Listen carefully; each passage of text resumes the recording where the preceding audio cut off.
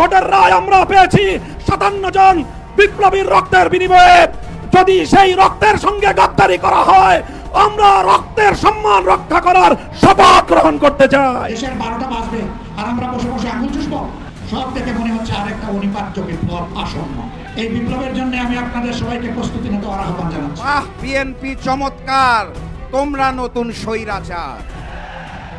গতকাল বাংলাদেশের কলেজে, বিশ্ববিদ্যালয়ে, মাদ্রাসায় ছাত্রলীগ গ্রুপে সেই একই হেলমেট পরে যেই ছাত্র দল এসেছে সেটাই নতুন ফ্যাসিবাদ। আমার উপরে আওয়ামী লীগের দলের লোকেরা হামলা করেছে। কেন আমি কথা বলি? আমি জুলাই নিয়ে কথা বলতে চাই। আজকে 5ই আগস্ট সেই উত্তরতে নেমেছি, স্বৈরাচার দমন করেছি। আমি সবসময় কথা বলি, কারণ আমরা স্বৈরাচার দেব না। সে যত বড় স্বৈরাচার হোক, তাকে আমরা আজকে আমার কমন সেন্স বলেনি ফিরে আসবে। সবকিছু বিবেচনায় শেখ হাসিনা ফিরে আসবেন বলে মনে করছেন ব্রাহ্মণবাড়িয়া 2 আসনের এমপি ব্যারিস্টার রুমিন ফারহানা। বুধবার দুপুরে ব্রাহ্মণবাড়িয়ার সরাইলে উপজেলা পরিষদ মিলনায়তনে জুলাই গণঅভ্যুত্থান দিবস উপলক্ষে আয়োজিত সংবর্ধনা ও আলোচনা সভা শেষে এক প্রশ্নের জবাবে তিনি এমন মন্তব্য করেন।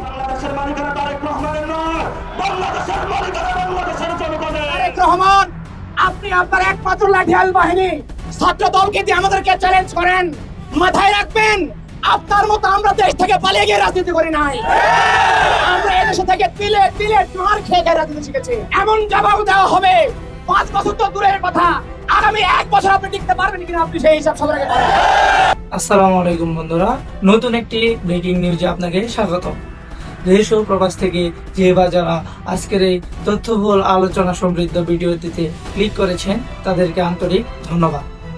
তো বন্ধুরা, আজকে এমন কিছু তথ্য আপনাদের মাঝে তুলে ধরবো যা আপনারা শুনলে বা দেখলে অবাক হয়ে যাবেন।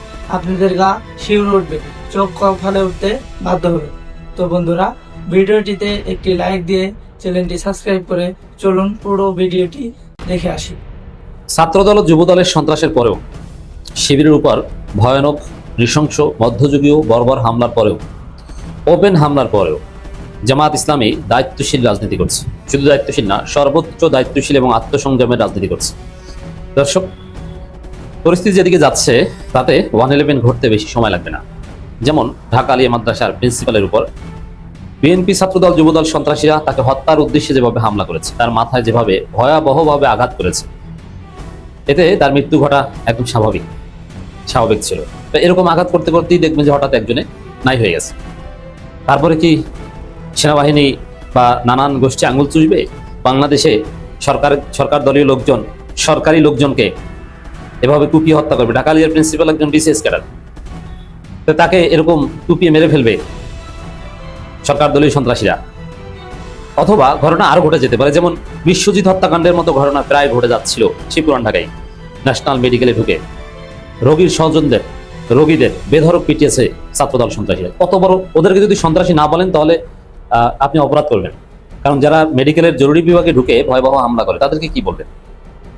সেখানে বিএনপির এক ওয়ার্ড প্রচার সম্পাদককে পিটিয়ে মাথা ফাটিয়ে দেওয়া হয়েছে। কারণ কি? তার দাঁড়িয়ে আছে শিবির সন্দেহ। আপনি চিন্তা করেন, যে বিশ্বজিৎ ছাত্রলীগের কাছ থেকে রক্ষা পায়নি, এরকম আরেক বিশ্বজিতের পরিস্থিতি ঘটতে যাচ্ছিল। তো এই জায়গায় যদি সত্যিকার অর্থেই ঘটনা ঘটাই, কোনো একটা লাশ পড়ে, তাহলে ওয়াকার বাহিনী বসে থাকবে বলে মনে হচ্ছে না। তারেকের জন্য লন্ডনে সেফ এক্সিট রেডি করবে। পরিস্থিতি এদিকে যাচ্ছে। এমনিতেই দেশ চালাতে পারছে না, বাজেট সাপোর্টারি লোন নাই, IMF ঘুরাচ্ছে, যে লোন দিব বলে দিচ্ছে না। চীন MOU সাইন করেছে কিন্তু চারানা দেয় না। আর চীনের একটা হিসাব বলি, পৃথিবীতে সবচাইতে লোন ডিসবার্সমেন্ট রেট কম হচ্ছে চীনের। মানে তারা বলবে আপনাকে এই যে $2 বিলিয়ন দিব, কিন্তু ঘুরাতে ঘুরাতে আপনাকে $1 বিলিয়ন দিতে কয়েক যুগ পার করে দিবে। আর বেশিরভাগ ক্ষেত্রে যা বলে দেয় না। যেমন ইউনুস চীন সফরে গেছিল, তখন বলেছিল যে $1.9 বিলিয়ন দিব না $1.8 বিলিয়ন, চারানা দিছে। এরকম দিন শেষে তাদের লোন পেতে হলে তাদের বলাই যেতে হয়, এত সোজা না। এদিকে খলিলুর রহমান আবার ডোনাল্ড ট্রাম্পকে খুশি করতে উদ্যত হয়ে আছে। এদিকে ভারত উঠে পড়ে লেগেছে, শেখ হাসিনাকে নিয়ে ভারত খেলছে। এই পরিস্থিতিতে বিএনপির ক্ষমতা অত্যন্ত নড়বড়ে, যে কোনো সময় যে কোনো অনাকাঙ্ক্ষিত ঘটনা ঘটে যেতে পারে। এবং আওয়ামী মহল, আওয়ামী সফট পাওয়ার সবসময় তাদেরই অ্যাপয়েন্টেড ওয়াকারুজ্জামানকে উস্কানি দিচ্ছে যে কিছু একটা করেন, ইনক্লুসিভ রাজনীতির জন্য যেহেতু বিএনপি ব্যর্থ, চাঁদাবাজি দমন করতে পারছে না, আইন শৃঙ্খলা পরিস্থিতি উন্নতি ঘটাতে পারছে না, দেশের অর্থনৈতিক ব্যবস্থার উন্নতি ঘটাতে পারছে না, তাহলে এই ধরনের নির্বাচিত সরকার দিয়ে মানুষ আঙ্গুল চুষবে কি লাভ? আইন শৃঙ্খলা পরিস্থিতির উন্নতি ঘটাতে না পারলে, মানুষের জানমালের নিরাপত্তা না থাকলে, মানুষ হসপিটালে চিকিৎসা নিতে যেয়ে যদি সরকার দলের হাতে মার খেতে হয় বিনা অপরাধে, এবং বিশ্ববিদ্যালয়গুলোতে পড়াশোনার জায়গা, কিন্তু পড়াশোনার পরিবর্তে যদি এরকম নাক ফাটিয়ে মাথা ফাটিয়ে চোখ উপড়ে ফেলে, এটা কি কোনো রাজনীতি? এটা কেউ সহ্য করবে না। তখন মানুষ বলবে যে এইসব হাবিজাবি রাজনীতি ফাজলামি বন্ধ করেন, ওয়াকার টেক ডিসাইসিভ অ্যাকশন। অনেকে কিন্তু এই ধরনের চিন্তা করছে।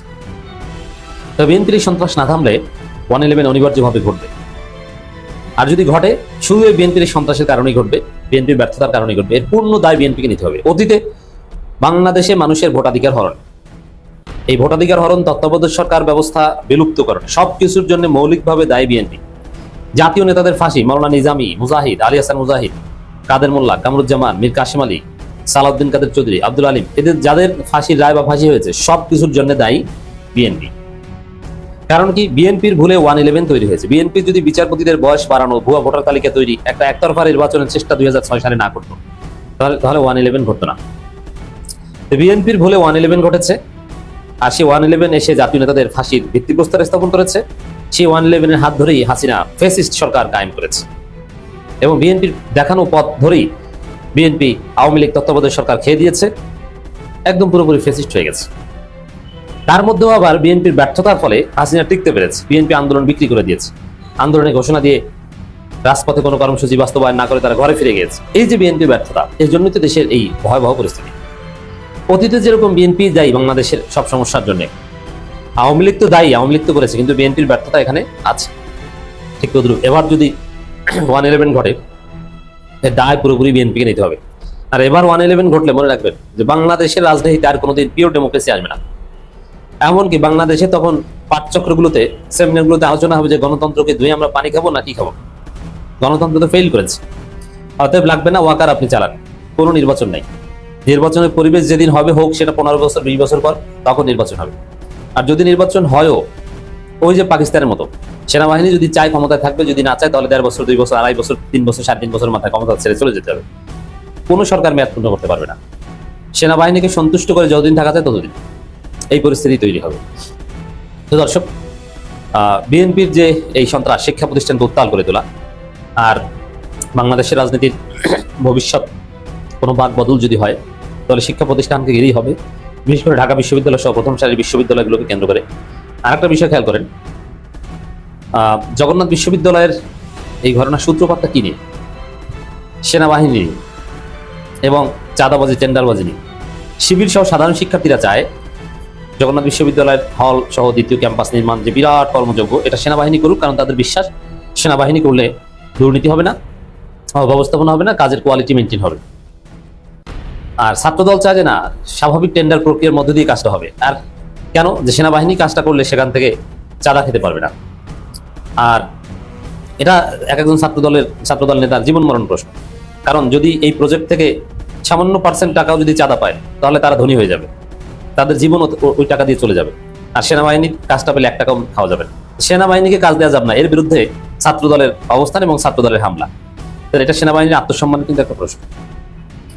তো এই জায়গায় এই ধরনের ঘটনা লাশ পড়ার পর্যায়ে পড়লে ওয়াকারুজ্জামান কিছু একটা ঘটিয়ে দিতে পারে। এই জায়গায় জামাত যদি একটু উস্কানি দিত, এই রবিউল আলম নয়নদের বিরুদ্ধে যদি জামাত রাজপথে নেমে একদম ভয়াবহ সংঘর্ষের একটা পরিস্থিতি তৈরি করত, তাহলে ওয়াকার সুযোগ পেত। কিন্তু না, জামাত জাস্ট একটা প্রতিবাদ করেছে। দেশের বিভিন্ন ক্যাম্পাসে ইসলামী ছাত্র শিবিরের উপর ছাত্রদলের সন্ত্রাসীদের নগ্ন হামলা তীব্র নিন্দা প্রতিবাদ নিয়ে গোলাম পরোয়ার। আমির জামাত উস্কানিমূলক কোনো কথা বলেন, রাজপথে লাঠিসোঁটা নিয়ে নামেন নাই শাহিন আহমেদ খান, শফিকুল ইসলাম মাসুদ। সর্বোচ্চ দায়িত্বশীল রাজনীতি করছে, মার খেয়ে নিজেদের সাময়িক পরাজয় হলেও শিবিরের ছেলেরা অনেক অসন্তুষ্ট হলেও, কারণ জামাত এখানে বিএনপির মতো সেম আচরণ করলেই 111 পদধ্বনি শোনা যাবে। তো প্রিয় দর্শক, আজ এই পর্যন্তই ছিল আমাদের বিস্তারিত সংবাদ।